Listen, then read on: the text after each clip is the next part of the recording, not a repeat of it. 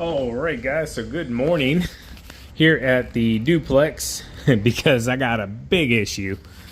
And yeah, long story short, I'll get it resolved, but we're ready to get this thing buttoned up. We did come to the conclusion with the heaters. The furnace guy came out last week. He said the furnaces are old, but they're still a really solid unit, so he recommended not replacing them at all.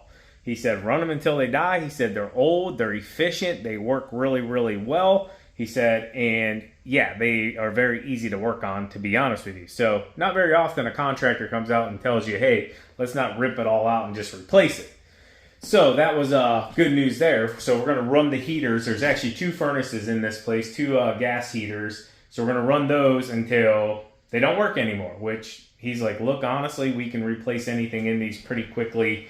So they'll go a long time. With that being said, kitchen backsplash, need to get that done. And then the molding inside of the entire unit here. So getting the molding done, mainly downstairs. Upstairs still has the molding that it originally had. So getting all of, around the bottom and tops and everything done. Well, my contractor that I had that did the other unit was going to come and do this unit, and he got stuck on a job. So he just messaged me and said, hey, I'm not going to be available for a little while. I'm stuck doing this other job. Didn't anticipate it. He's just too busy. He can't get back over here and do it.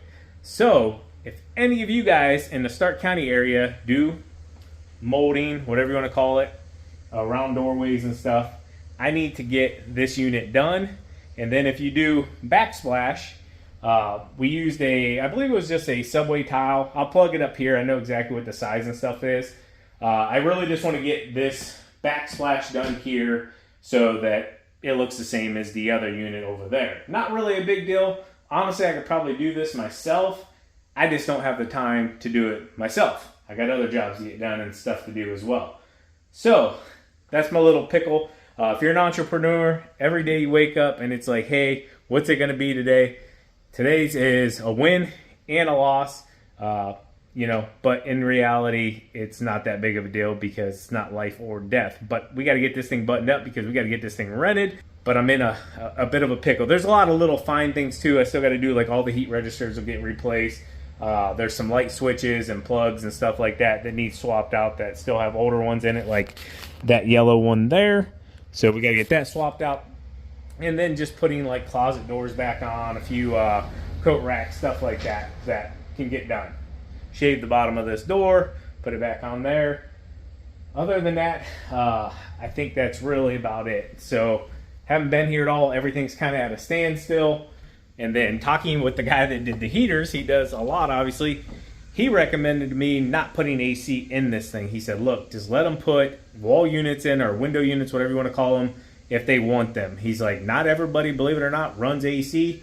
He's like, some people want to pay for it, some people don't. All right, so I had to cut the video off there. I saw the neighbor walking over, and he just didn't recognize my white Ford pickup truck. It's not the truck that I typically take over there. So he was just coming over to investigate. So I went out and chit-chatted with him, but I didn't get to finish what the heater guy had told me. And what he was saying is about the AC is that it's not an absolute must.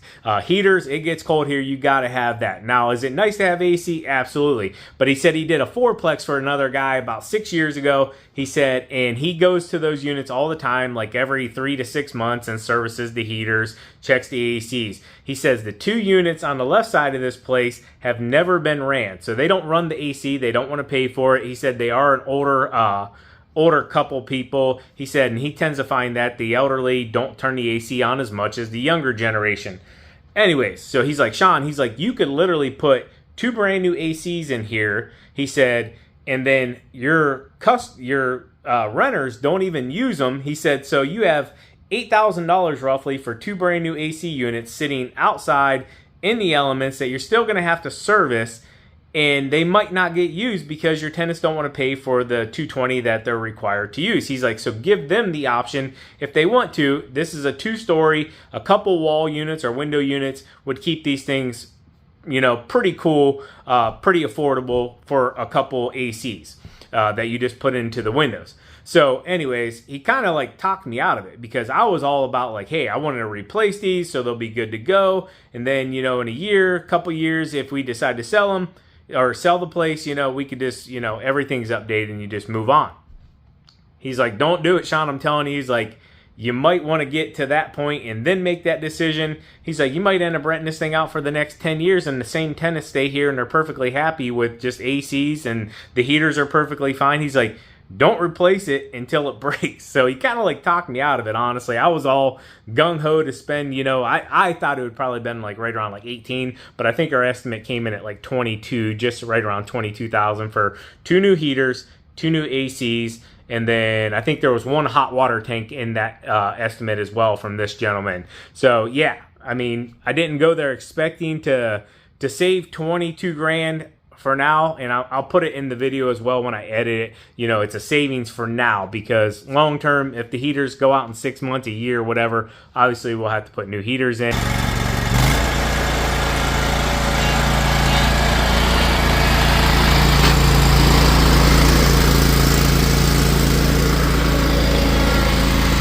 We're gonna get started on this one. You guys have seen it a lot. You know what we're gonna do. We're gonna take care of the ditch, mow it out, trim it out, clean it off, and get on out of here.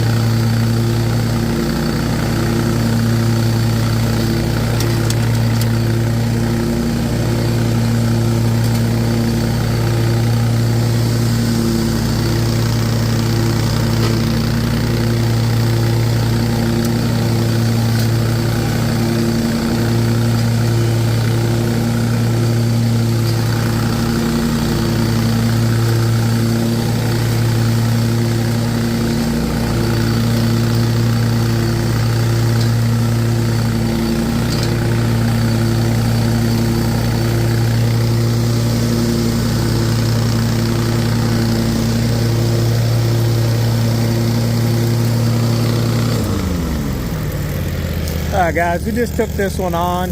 It's a vacant house as of now. I think somebody just moved out of it. It's pretty rough, I'll be honest with you. It needs a big cleanup. So yeah, we're just doing what we can for now, but it needs a full, everything blown out, gutters, it's packed. So hey, I did get those greased though. You don't gotta tell me anymore. Blowing this thing off, like I said, it needs some work, but clean up as best we could here.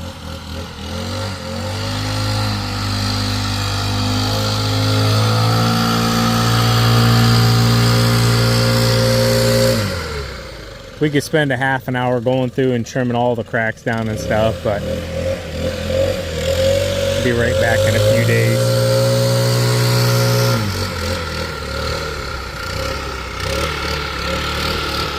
And if you're wondering why we take on a lawn like this, purely guys, it's right next to a route that we already do. So we don't show all of this route.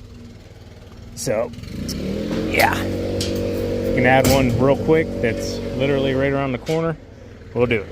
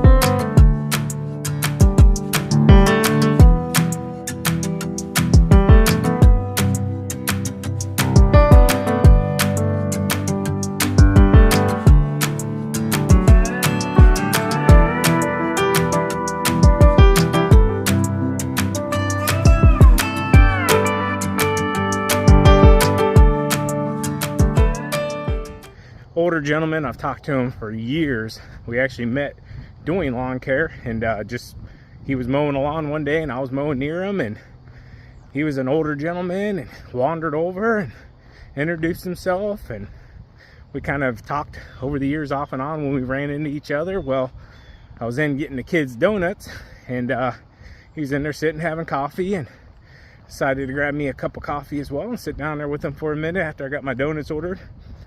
And he was sharing a story with me. He's not in my exact service area. He's kind of on the edge of it, so we kind of butt at that point, which is up in Jackson. And he shared with me a guy up his way, up towards the Summit County area more, where he targets. A young guy came in and underbidded the crap out of all of his accounts.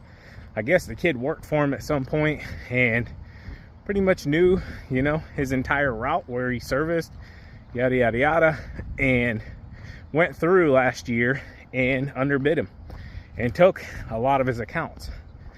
So this older gentleman, guys, I want to share with you, he is a very wealthy man.